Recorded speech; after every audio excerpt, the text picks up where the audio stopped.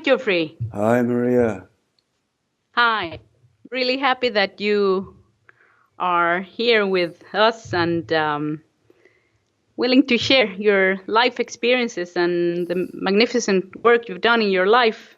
And all of your life is so amazing. So you're very welcome. Yeah, thank you. Thanks. Well, I've always been very fascinated about the work you do with different techniques and so many different forms of therapy. Hmm. Are you are and you are at the moment you are in Czech Republic Correct. and being what about telling us a little bit about your a short review about your life latest years.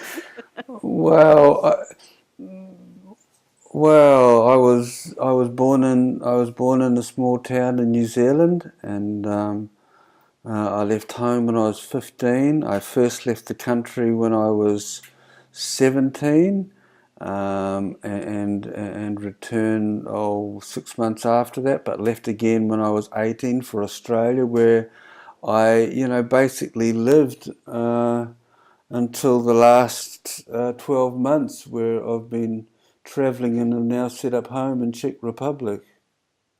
And the time all like kind of your working life part, My which is well, really amazing. my working life, I was an itinerant worker for many years. I had a few small jobs in New Zealand, but when I came to Australia, I worked in the vineyards in South Australia and on the sugarcane fields in North Queensland, and I did that for many years with odd jobs of labouring in between. And then at, I don't know what age, maybe 33 or maybe about 30, I explored, um, being a counsellor and a psychotherapist, and I've been doing that ever since. Yeah, because when one reads your blog and your page, you can see that you've been working with that for 18 years, and the experience you have with all kind of couples and groups and family of origins and all that. That is seems to be a very fascinating experience. Yeah, yeah, that has been my main focus. Family of origin, and work around addictions, work around anger, work especially around feelings and shame. I got into Byron Katie's The Work, a few years ago, and that seemed to be, predominantly what I've been working with. But since coming to Czech, I've started up with the family of origin work, and the feelings and the shame reduction work, and I've been getting a really great response to that. Oh, oh, that's interesting because what I also knew was that you used to work with the breath work and what has this new approach given to you that the work maybe didn't give or it's just a complement, or how do you look at it? Yeah, that's a good question. um, oh, I don't think I don't think Czech, like has been shown, or has been like knows about family of origin work. We're say, like in California in America, family of origin work's been done for donkey's years. Mm. Codependency has been done for years, where I don't think Czech's been introduced to that, and it's it's I don't know, for me personally, it's really interesting coming back to that because it's what really resonated to me when I first started my own recovery work. And I don't know, just I seem to be doing that again. Oh, yeah. Sometimes life take us back like in a circle, but then we've had so many experiences in life, so it's like you come back to the same place, but you come back in a different level. Yes, yes, I agree. I Mm. agree. There's just, just time and time again, I am reminded about the simplicity of getting people or supporting people and connecting up with what they're feeling and Yeah, and the relief that they feel and being able to feel and to know that their feelings are okay. yeah. I'm just so surprised, or I'm constantly surprised by it. I think the latest time I've experienced similar things, Yeah. and also the connection that arises by being with the feeling and just staying there and looking if any kind of images appear Mm. from the past or future or whatever, it could be image, and then just staying there, just having a good look and seeing if you can talk or just feel it and how it moves by Mm. itself. Mm. Yes, it does. Mm. Yeah. Yeah. And how did you start place with work with because as far as I know you work with of different kinds like drugs and alcohol and other kinds of dependencies. How did you find that path in your life? Well, having been an addict myself for many years, I I guess I was just naturally drawn to work with addicts. With addiction, yeah. Mm. Knowing what it's like to feel hopeless around it and really believe that there is no hope, and then experiencing hope. Um, I guess there's been something inside me wants to, work with that with people. Mm. Was it like for you that you had completely recovered, or was it also part of your deepening your freedom? Let's call it freedom from addiction or whatever, like Byron Katie is, it's always the addiction to thought, and then that leads to addicting in practice other things. But something that I've looked at, it interests me a lot, is that sometimes you think you're free from something like sorrow or whatever feeling you have in certain issues, and then you start working with people, and then you can go even deeper. So when you started working with people that were addicts, were you totally recovered, or did you find even more working with them? Was I totally recovered? Well, I don't. I don't think I was totally recovered. I yeah, I don't think I was totally recovered, but I was definitely a long way, down the Yeah. road, of recovery. I don't know if anyone's totally recovered. Yeah, Um, that's what I'm thinking also. yeah, Yeah. but I but Yeah. I I know from doing that initial work, which I've never had to I've never had to use my drug of choice again. I can still be crazy and insane, but fortunately I seem to, be able to have a few tools on board where I can return to some form of sanity. Yeah, I understand what you mean. Yes. Mm. Mm. Yeah, yeah. It's like it's fascinating this thing about working with other human beings. It's like expands your consciousness in a way, and you learn so much as you go along and find this other parts of human beings that you had not seen in yourself, but they're all there. It's like I sort of feel like that, I've kept myself sane by sitting with other people.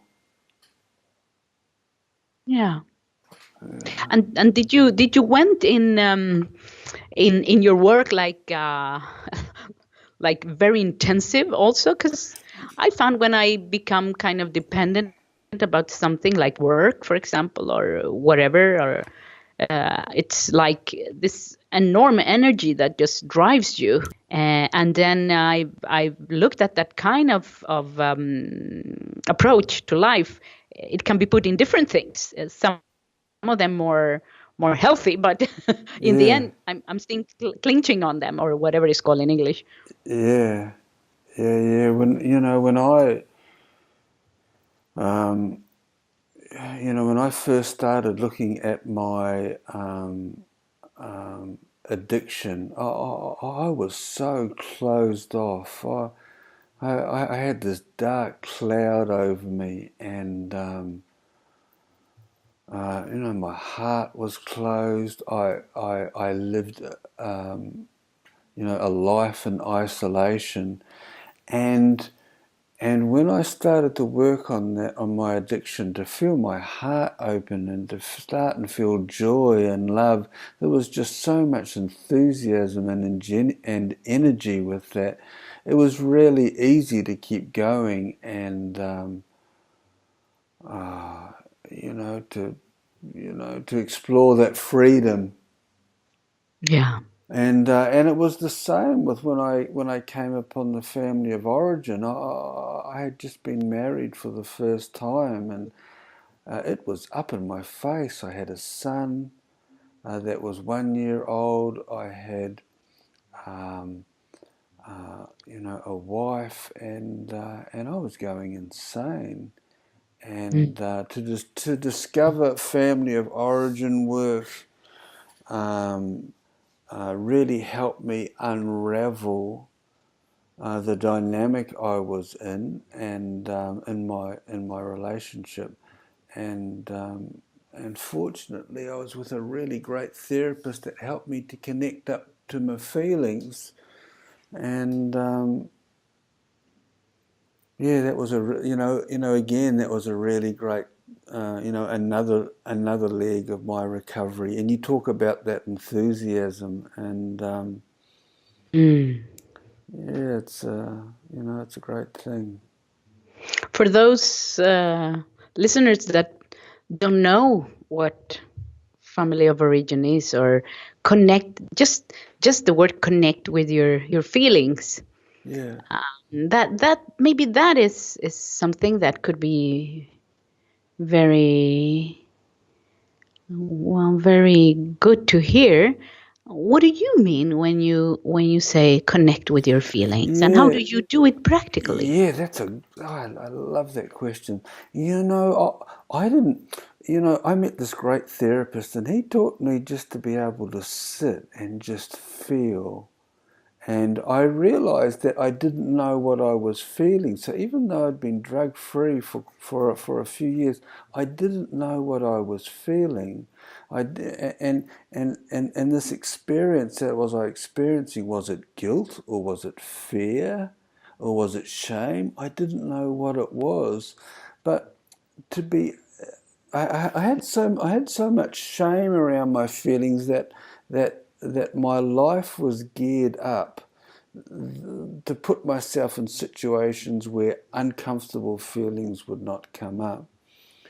through slowly sitting, and I mean like sitting, actually sitting in a chair and just feeling and writing, and learning how to feel.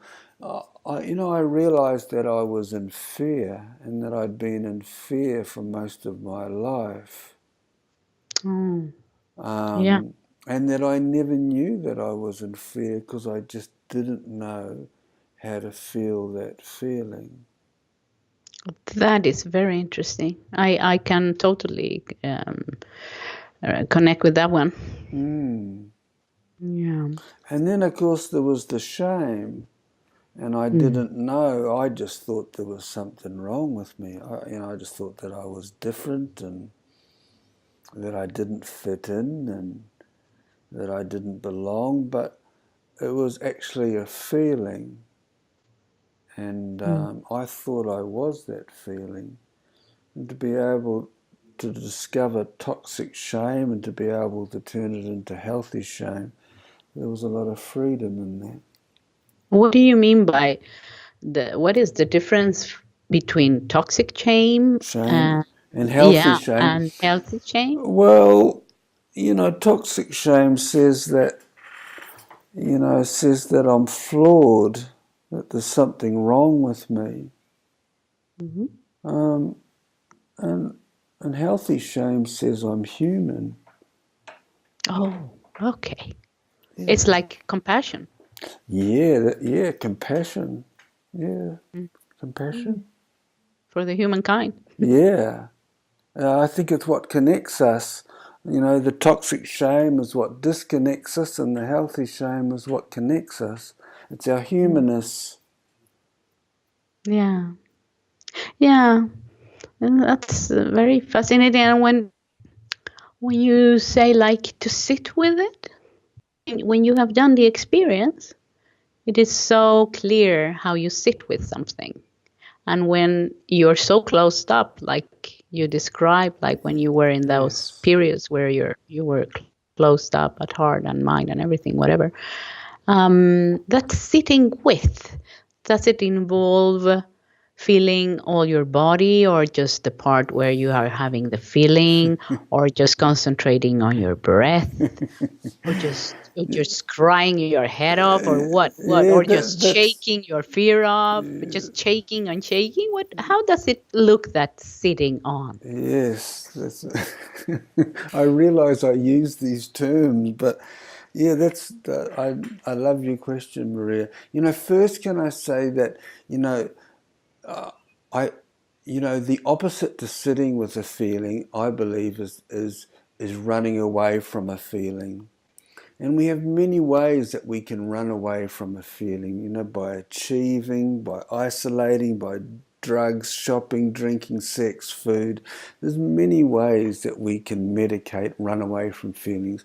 But sitting with a feeling, I guess, sitting with a feeling, it can be like feeling it, sinking into it, melting into it.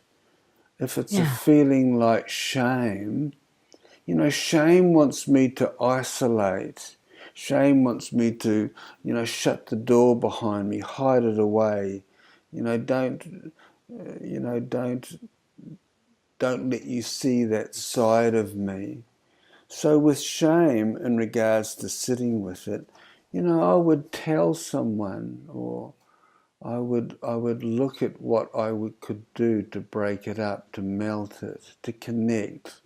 Shame is a disconnector. So in regards to sitting with shame, I would look to how I could connect to someone with that feeling. And I think we have shame around most of our feelings. That's why we disconnect from them. Because our feelings... Oh, you see. Sorry? Yes, I'm listening. Well, I think we have shame around most of our feelings, so that fear's not okay, or grief's not okay, sadness isn't okay, joy for some people is not okay. We have to, don't get too excited or calm down. We have this we have this containment. We have these rules that what is acceptable and unacceptable around grief, fear, joy, lust, passion, and I believe it's the shame around it. So if we Yeah. can break up, go please. Oh, no. I'm just. I think there's a little delay in our conversation. So yes. Go on, please. So yeah, I think breaking up. Again, I'm thinking of your question. What do I mean about the sitting with it? And the sitting with it is about staying with that feeling, where we have learnt from little children to develop skillful ways to get away from our feelings. When you put it that way, something that comes to mind in my experience is that there's another way. What I have noticed is that there is another feeling underneath the rage or the attack or the. Yes. Am I off on this one? What is No, your experience? yeah, like the whole point of rage is not to feel. Rage. Rage isn't a feeling. It's like a state of being. And I know we're having lots of sensations going on in our body when we're raging, and we can be externally raging or internally raging. But rage is an experience or a state of being, so as not to feel. Oh, there you are. It's a state of being. Oh, thank you.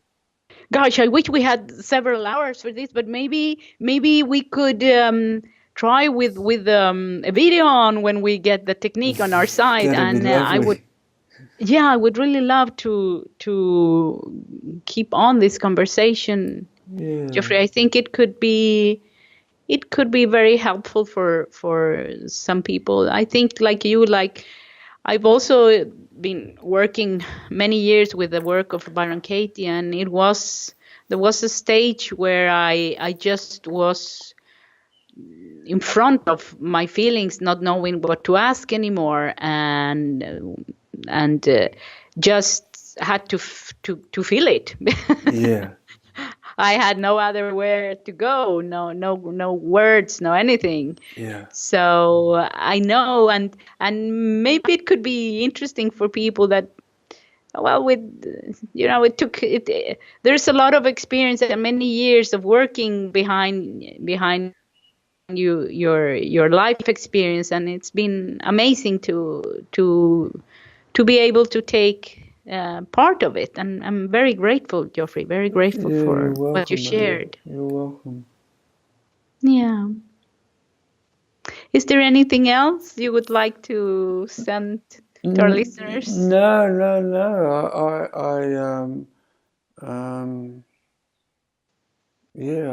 I encourage people to practice feeling.